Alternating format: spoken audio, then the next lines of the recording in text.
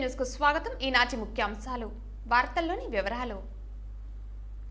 చాలా సంవత్సరాలు ఎదురు చూస్తున్న పలమనేరు గ్రామ ప్రజల దేవాదాయ శాఖ కృషితోటి ప్రభుత్వం తరపున 5 అంతస్తుల రాజగోపురం కొరకు 1,23 లక్షల రూపాయలు మంజూరు చేయడం జరిగిందని పలమనేరులో వెలిసి ఉన్న కాశీ విశ్వేశ్వర దేవాలయ ఈవో కమలాకర్ తెలిపారు.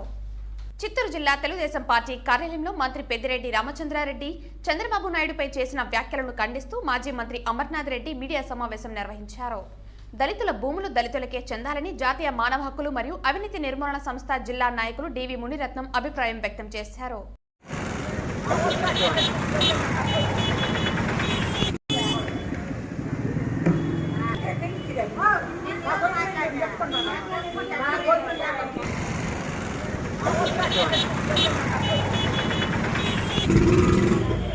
ఈవో కమలాకర్ మాట్లాడుతూ చాలా సంవత్సరాలు ఎదురు చూస్తున్న పలమనేరు ప్రజలకు, గ్రామ ప్రజలకు దేవాదాయ శాఖ కృషితోటి ప్రభుత్వం తరపున 5 అంతస్తుల రాజగోపురం 1,23 లక్షలు మంజూరు చేయడం జరిగిందన్నారు.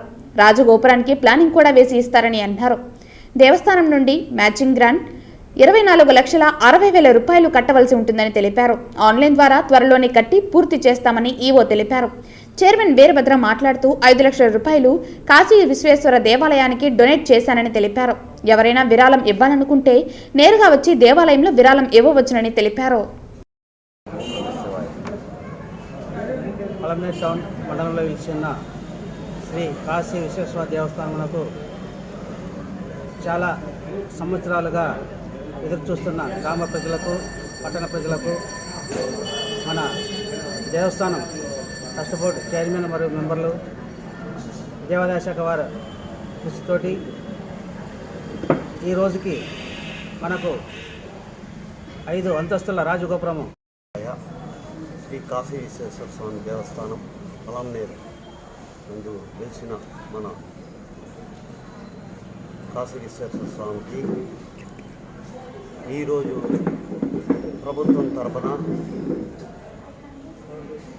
1,23 లక్షలు శాంక్షన్ అయింది. దానికి మేము 24,60,000 ఎంసీ గ్రాంట్ మేము కడతా ఉన్నాము. మా ప్రజల తరపున అది కడుతున్నాము.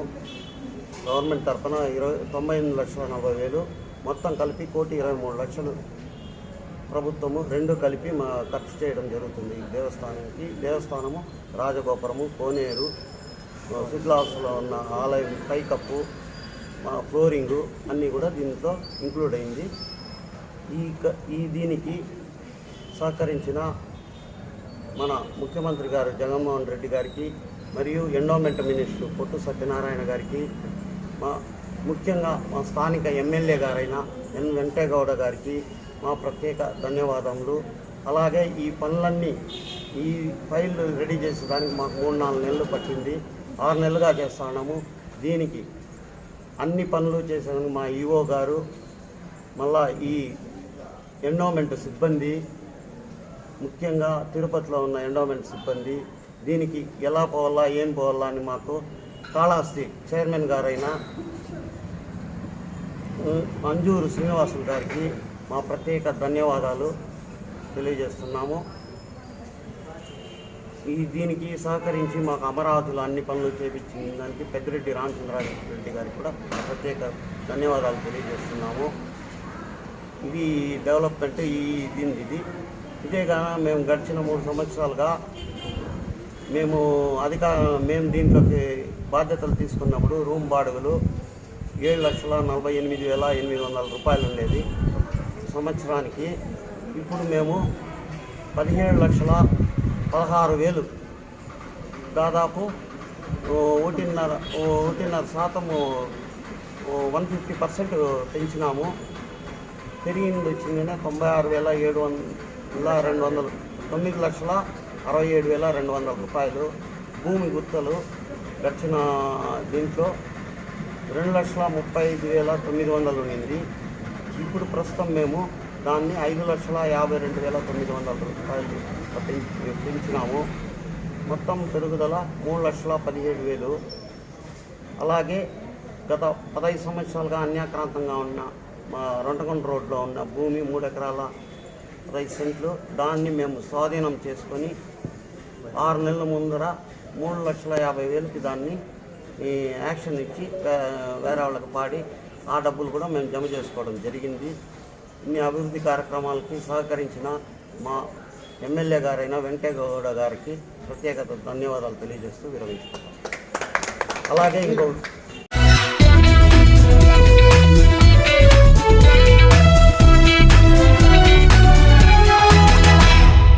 చంద్రారెడ్డి చంద్రబాబు నాయుడు గారిని పెద్దిరెడ్డి రామచంద్రారెడ్డి చంద్రబాబు నాయుడుపై చేసిన వ్యాఖ్యలను ఖండిస్తూ మాజీ మంత్రి అమరనాథ్ రెడ్డి చిత్తూరు జిల్లా తెలుగుదేశం పార్టీ కార్యాలయంలో మీడియా సమావేశంలో ప్రసంగించారు. పెడితే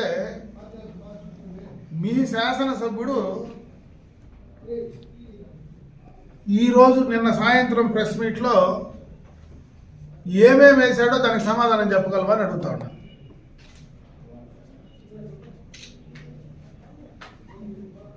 సత్యవేడు శాసనసభ్యులు ఆదిమూలం గారు మొత్తం కూడా చిట్టా క్లీన్గా విప్పేశాడు. పెద్దిరెడ్డి గారిది, ఆయన కుమారుడు మిథున్ రెడ్డి గారిది.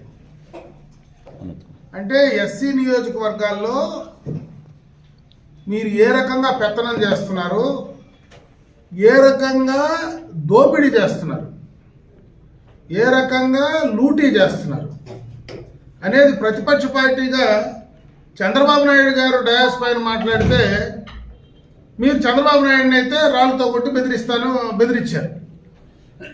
మరి మీ శాసనసభ్యుడే మొన్నటికి మొన్న ఎంఎస్ బాబు గారు పూతలపట్టు నియోజకవర్గ శాసనసభ్యుడు, ఆయన ఒకరోజు మాట్లాడినాడు, మళ్ళీ రాత్రి ఆయన ఏం చేసినారో ఏమో మళ్ళీ ఆయన గమ్ముని తగ్గినాడు. ఈరోజు ఆదిమూలం గారు కానీ ఆయన కుమారుడు జడ్పీటీసీ కానీ ఇద్దరూ కూడా మాట్లాడితే అసలు మీరేం చేస్తున్నారు, మీరు ఏ రకంగా ఈ జిల్లాలో దోపిడీ చేస్తున్నారనడానికి ఇంతకంటే ఉదాహరణలు ఉన్నాయని అడుగుతా ఉంటా. అంటే ఎవరైనా మాట్లాడితే వాళ్ళు బెదిరించి రాళ్ళతో కొడతాము, లేకపోతే మిమ్మల్ని బెదిరిస్తాము, అడ్డుకుంటాము, మీరు రానియకుండా చేస్తాము. తమ్మలపల్లిలో ఏమో దారిలో పోతా ఉంటే రాళ్ళతో ఇచ్చి అడ్డుకుంటారు. ఇంకొక చోటకు పోతే పుంగనూరులో ఏమో పోలీసులను అడ్డం పెట్టి కార్యకర్తలను లాఠీ చార్జ్ చేసి మళ్ళీ మా పైనే కేసులు పెట్టిస్తారు. కుప్పానికి పోతే కుప్పంలో ఎన్నికల్లో జరిగేటప్పుడే మీ ఇష్టానుసారం ఒక మాజీ ముఖ్యమంత్రి ప్రతిపక్ష నాయకుడు ఉండేటువంటి నియోజకవర్గంలో ఇష్టం వచ్చినట్లు అక్కడ మైన్స్ దోపిడీ జరుగుతూ ఉంది, భూముల దోపిడీ జరుగుతూ ఉంది, ఇసుక దోపిడీ జరుగుతూ ఉంది, మద్యం దోపిడీ జరుగుతూ ఉంది. అన్ని రకాల దోపిడీ చేస్తూ మళ్ళా బెదిరించి కేసులు పెడతారు. అసలు మీకు చిత్తశుద్ధి ఉంటే దానిపైన పెడతారని అడుగుతా ఉన్నా. ఇంకొక పక్క ఇంకొక మంత్రి జిల్లాలో ఆమె పైన వాళ్ళ కౌన్సిలరే డైరెక్ట్గా నన్ను యామారిచ్చి మోసం చేసి ఒక దళిత కౌన్సిలర్, ఈరోజు దళిత శాసనసభ్యులు, దళిత కౌన్సిలర్ డైరెక్ట్గా మా దగ్గరనే దళితుల దగ్గర 40 లక్షలు తీసుకున్నారని మాట్లాడితే అసలు మీరు తలెక్కడ పెట్టుకుంటారు అని అడుగుతా ఉన్నారు. మీరు అసలు రాజకీయాల్లో ఏ రకంగా ప్రజలకు సమాధానం చెప్తారు, ఏ రకంగా ప్రజలకు సమాధానం చెప్పేటువంటి పరిస్థితి మీకు ఉంది, నిజాయితీ ఉందా? ఎవరైనా మాట్లాడితే ఎదురుదాడి చేస్తారు, మాలాంటి వాళ్ళు మాట్లాడితే కేసులు పెడతారు, భయపెడతారు, బెదిరించే కార్యక్రమాలు చేస్తారు. ఇంకెవరైనా మాట్లాడితే వాళ్ళ ఆర్థిక మూలాలు ఎక్కడైనా ఉంటే దాని మీద దెబ్బతీస్తారు. రైతు మాట్లాడితే భూముల పైన పోతారు, వ్యాపారస్తుడు మాట్లాడితే వ్యాపారం పైన పోతారు. అంటే కింద నుంచి మంత్రులు ముఖ్యమంత్రి స్థాయి దాకా మీకు ఇదే పని అని అడుగుతా ఉన్నా. నిన్నటికి నిన్న గుంటూరు మా పార్లమెంట్ సభ్యులు స్వచ్ఛందంగా రాజకీయాల నుంచి తప్పుకుంటానని ప్రకటించాడు. ఎందుకు? ఆయన చేసిన తప్పేంది? ఈ రాష్ట్రంలో ఫ్యాక్టరీలు పెట్టడమా? ఈ రాష్ట్రంలో ఉండేటువంటి ఈ జిల్లాలో ఫ్యాక్టరీలు పెట్టడమా? ఈ జిల్లాలో ఉండే యువతకు ఉపాధి కల్పించడమా? దానిపైన ఇష్టం వచ్చినట్లు వాళ్ళ ఇండస్ట్రీ పైన దుమ్మెత్తి పోస్తారు. నువ్వు ఉంటే ఉండు, పోతే పో. అంటే ఈ జిల్లాలో ఉండే యువకులకు ఉపాధి లేకపోయినా పర్వాలేదు, మేము చెప్పిందే జరగాల. అసలు సత్యవేడులో వందల ట్రిప్పర్లు లూటీ జరుగుతూ ఉంది. డైరెక్ట్గా ఆ శాసనసభ్యుడు నోరిపితే రాష్ట్రమంతా ఈరోజు దేశమంతా తెలుస్తూ ఉంది. మేము మాట్లాడితే ప్రతిపక్షంలో బురద చల్లారంటారు. మొత్తం గ్రావెల్ మొత్తం కూడా తమిళనాడుకు లూటీ చేస్తున్నారు. రైతులు ట్రాక్టర్లు ఎవరైనా రైతులు వాళ్ళ పొలాలకో ఇంటికో లేదా ఇసుకో లేదంటే గ్రావెలో తోలుకుంటే వాటిపైన మనుషులు పెట్టి కేసులు పెడతారు. ఉండే రోడ్లన్నీ పాడైపోతే టెండర్లు వేసుకొని కూడా రోడ్ల పనులు కంప్లీట్ చేయి. ఒక సత్యవేడులో కాదు, జిల్లా అంతా ఇదే రకంగా ఉంది. రాష్ట్రం అంతా ఇదే తరహాలో వ్యవహారం ఉంది. ఈ రాష్ట్రంలో దళితులకు ఏమీ న్యాయం జరగడం లేదు. సామాజిక న్యాయం గురించి మాట్లాడేటువంటి అర్హత ఈ ప్రభుత్వానికి, ముఖ్యమంత్రికి, మంత్రులకు లేదు. సాధికారత తీసుకొస్తారు అని అడుగుతా ఉన్నా. ఈరోజు బస్సు యాత్రలు చేస్తూ ఉన్నారు. సామాజిక యాత్ర, నా బీసీ, నా ఎస్సీ, నా మైనారిటీ, నా ఎస్టీ, నేను మీ బిడ్డలు అని చెప్పి మాట్లాడుతూ ఉన్నారు.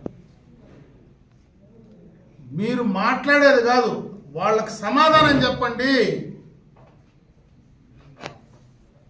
మొత్తము ఈ రాష్ట్రంలో దళితులను ఊచకోత కోసినటువంటి ప్రభుత్వ పరంగా ఏదైనా పార్టీ ఉందంటే అది వైఎస్ఆర్ కాంగ్రెస్ పార్టీనే. ఇంత ఎక్కువ దళితుల పైన, బడుగుల పైన దౌర్జన్యాలు చేసింది పూర్తిగా కూడా ఈ ప్రభుత్వ అండతో, అధికారుల అండతో వాళ్ళ ఆస్తులు, వాళ్ళ ప్రాణాలు లాక్కునేటువంటి పరిస్థితి ఈ ప్రభుత్వం చేసిందనడానికి ఇంతకంటే ఉదాహరణ లేదు. అందుకే పెద్దిరెడ్డి గారికి చెప్తా ఉన్నాం, చంద్రబాబు నాయుడు పైన రాళ్ళు వేసేది మీ తరము కాదు, మీ జేజీ తరము కాదు. మీరు ఎక్కడి నుంచి వచ్చారో, ఎప్పుడు వచ్చారో నేను చెప్పాల్సిన పని లేదు.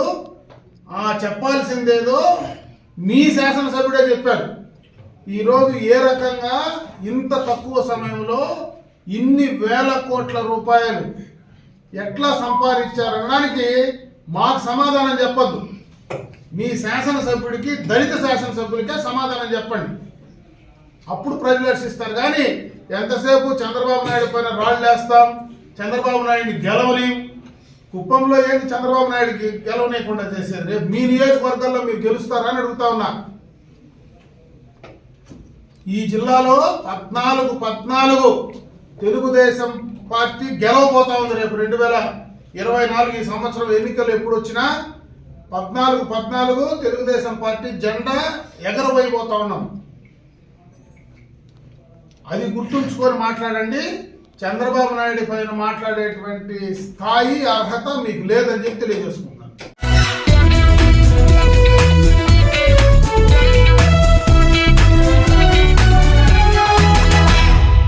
దళితుల భూములు ఆక్రమించుకున్న వారిపై చర్యలు దళితుల భూములు ఆక్రమించుకున్న వారిపై చర్యలు కడల నిర్లక్ష్య వైఖరి, దళితుల పట్ల అధికారుల నిర్లక్ష్య వైఖరి, ఎస్సీ ఎస్టీ బీసీ మైనార్టీల పట్ల అధికారుల మొండి వైఖరి, ఎస్సీ ఎస్టీ బీసీ మైనార్టీల వర్గాల పట్ల అధికారుల నిర్లక్ష్య వైఖరి. అందులో భాగంగా సోమవారం గంగవరం మండలం తహసీల్దార్ కార్యాలయం ముందు నాయకులు మణి, పార్థసారథి అధ్యక్షతన దళితుల భూములు అన్యాక్రాంతంపై ధర్నా నిర్వహించారు. ఈ సందర్భంగా నాయకులు మాట్లాడుతూ మండల పరిధిలోని గండ్రాజుపల్లి వద్ద సర్వే నంబర్ 189/1లో 1.42 సెంట్లు అదే గ్రామానికి చెందిన 2 అగ్ర కులస్తులు దళితుల అనుమతి లేకుండానే ఆన్లైన్ పాస్బుక్లు చేసుకున్నారని ఆరోపించారు. ఈ విషయంపైన బాధితులు గత కొన్ని ఏళ్ల నుండి కార్యాలయాల చుట్టూ తిరిగినా అధికారులు స్పందించకపోవడం ఎంతవరకు సమంజసమని నిలదీశారు. మిత్రులారా, గంగవరం మండలం గండ్రాజుపల్లి వద్ద 189/4/1లో దళితులకు సంబంధించిన భూమి 1 ఎకరా 41 సెంటు ఉన్నది. ఆ 1 ఎకరా 41 సెంటును ముగ్గురు అన్నదమ్ములు బాగా పరిష్కారాలు చేసుకున్నారు. ఆ బాగా పరిష్కారాలు చేసుకున్న నేపథ్యంలో ఇక్కడ ఆన్లైన్ చేసినప్పుడు తమ్ముడు ఆరెప్ప సూర ఆరెప్ప పైన ఆ 3 నెంబర్లు అదేవిధంగా ఆ 3 భాగాలు ఒకరిపైనే నమోదు చేశారు. ఈ విషయాన్ని తారుమారు చేసింది రెవెన్యూ అధికారులు. ఆ తారుమారు చేసిన విషయాన్ని పలుమార్లు బాధిత శ్రీనివాసులు కనీసం 2 సంవత్సరాల నుంచి కార్యాలయాల చుట్టూ తిరిగినా అధికారులు మాత్రం స్పందించలేదు. అదేవిధంగా అక్కడ ఉన్న దళిత దళారులు కొంతమంది అగ్రకుల పెత్తందారులకు ఒత్తాసు పలుకుతూ వాళ్ళు ఇచ్చే డబ్బుతో విలాసమైన జీవితం గడుపుతూ అలాంటి అగ్రకుల పెత్తందారులకు మాత్రము సపోర్ట్ చేసుకొని ఈరోజు దళితులకు చెందాల్సిన భూముల్ని దళితులకు చెందనివ్వకుండా అడ్డుపడుతూ ఇబ్బందులకు గురి చేస్తున్నారు. అదేవిధంగా ఈ దళితుల భూములు ఆంజనేయుని మాన్యంలో నమోదైంది ఆన్లైన్లో.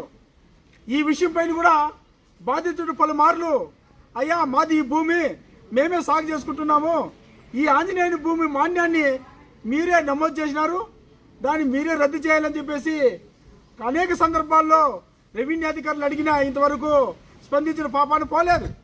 ఎందుకంటే అదే అగ్రకుల పెత్తందారులు కానీ నాయకులు కానీ కద్దరు సట్లు వేసుకొని పలుకుబడి ఉన్న డబ్బున్న వాళ్ళు ఫోన్లు చేస్తే మాత్రము ఆగ మేఘాలతో ఏ రికార్డులు తయారు కావాలన్నా ఈ కార్యాలయంలో అర్ధరాత్రి కావాలన్నా కూడా నమోదైపోయి తెల్లారి గుందరికి వాళ్ళ చేతిలో పెడతారు. అదే దళితులు ఎస్సీ ఎస్టీ బీసీ మైనార్టీ వర్గాలు కూడా ఈరోజు అనేక మంది భూముల సమస్యలో సతమతమవుతున్నారు. ఈ విషయం కూడా మా దృష్టికి వచ్చినది. ఈ అధికారుల దృష్టికి తీసుకొచ్చినా కూడా ఇంతవరకు స్పందించలేదు. అదేవిధంగా ఈ సూర ఆరెప్ప సూర బోడెన్న అని అన్నదమ్ముల పైన ఉన్న భూమిని అగ్రకుల పెత్తందారి ఒక వ్యాపారస్తుడు ఈ పేరవాళ్ళ అడంగల్లో రౌండ్ అప్ చేసి రౌండ్ అప్ చూసింది ఆయన కాదు, రెవెన్యూ అధికారులు రౌండ్ అప్ చేశారు. 33 సెంట్లని అగ్రకుల పెత్తందారుల పైన నమోదు చేశారు. మేము అడిగినాం ఆయన్ని, ఈ దళితుల భూమి మీకు ఎట్లా వచ్చినది అని. అధికారులు ఇచ్చినారంట. అధికారులు అప్పనముగా వాళ్ళకి రైట్రాలుగా ఇచ్చినారంట. ఒక దళితుడు సాగు చేసుకుంటున్న భూమిని ఇంకొక అగ్రకుల పెత్తందారికి పేరవాళ్ళ అంగడి అడంగల్లో రికార్డుల్లో పెన్నుతో రౌండ్ చేసి ఆయనకి ఎట్టిస్తారు, పాస్బుక్లు ఆన్లైన్లో నమోదు చేస్తారు. మేము అడుగుతున్నాం. జాతీయ మానవ హక్కులు మరియు అవినీతి నిర్మూలన సంస్థగా మేము అధికారులను నిలదీస్తున్నాం. ఒక దళితుడి భూమిని ఒక అగ్రకుల పెత్తందారికి ఎలా కట్టబెడతారని అడుగుతున్నాం మేము. దాన్ని మార్చాలని చెప్పేసి బాధితుడు అనేక పర్యాయాలు కార్యాలయం చుట్టూ తిరిగితే మీరు ఎందుకు స్పందించలేదు? ఈ నెల 19వ తేదీన సూర ఆరెప్ప పైన ఆన్లైన్లో ఒరిజినల్ 1B వచ్చింది. క్వశ్చన్ చేసిన దానికి మళ్ళా తారుమారు అయింది. మళ్ళీ ఆన్లైన్లో కనపడడం లేదు. మీరు ఏం చేస్తున్నారు? దళితులకు అన్యాయం చేసేందుకు మీరు సిద్ధంగా ఉన్నారా? మీరు దళితులకు అన్యాయం చేస్తే ఖచ్చితంగా మూల్యం చెల్లించుకోవాల్సింది, ఖచ్చితంగా తగిన మూల్యం చెల్లించుకోవాల్సిందేనిగా మేము జాతీయ మానవులుగా చెప్తున్నాం. ఖచ్చితంగా ఇదే రికార్డుని దృష్టిలో పెట్టుకొని మిమ్మల్ని కూడా కోర్టు న్యాయస్థానంలో నిలబెడతాం. వదిలిపెట్టే ప్రసక్తి లేదు.